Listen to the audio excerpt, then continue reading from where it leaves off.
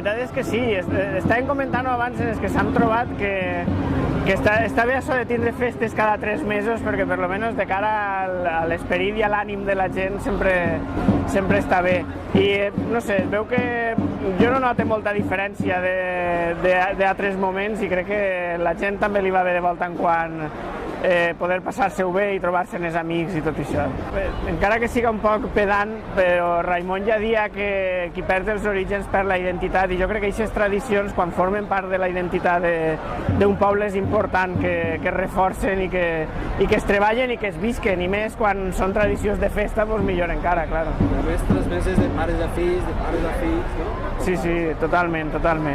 Jo, per comparativa, en altres festes que puc conèixer un poc, igual per qüestió familiar com són les falles, tot el que es fa a nivell de popularitzar la festa crec que és positiu.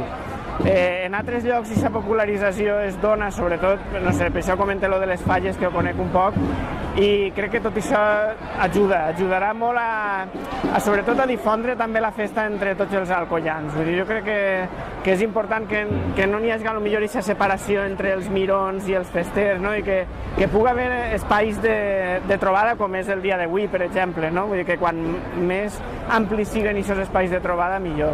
Sí, home, i tant.